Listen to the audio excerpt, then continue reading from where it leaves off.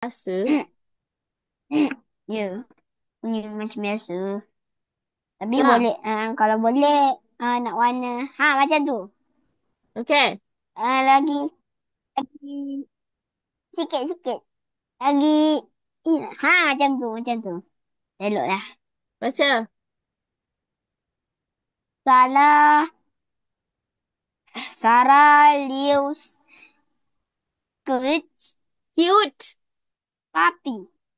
Sarah Lewis cute puppy. Sarah Liu's cute puppy. Mana ni? Okey.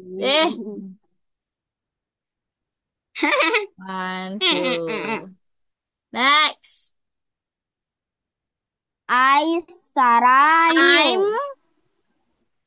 I'm Sarah. I'm Sarah Liu. I'm Sarah Liu. Two boxes. Next. My family ha- my family has just Moved moved into your our new house.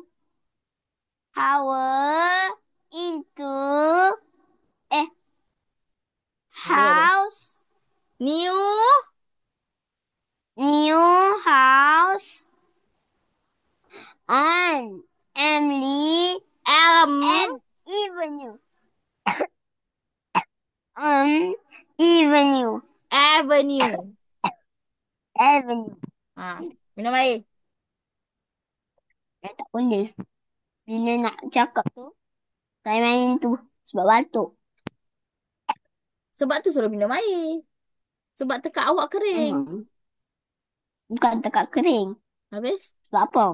Tengok, cikgu pun minum air. Saya memang dah minum air dari tadi. Sejuk lah. Okey, Abang sambung. Tak. Bukan. Sejuk. Apa dia? Well, we We plan to have we plan to have a few friends over for a barbecue. we plan to have a few friends over for a barbecue. Two boxes. Ba, ba,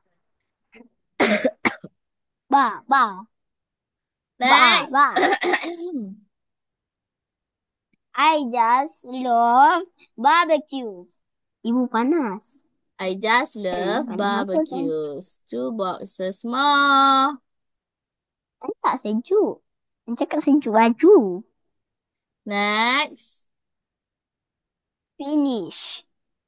Hot dogs, burger, and Burgers.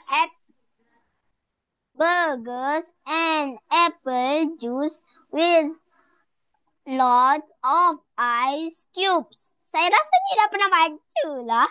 Hot dogs, burgers, and apple juice with lots of ice cube. Memanglah, kan hari tu kita baca dulu. Kita belum main game.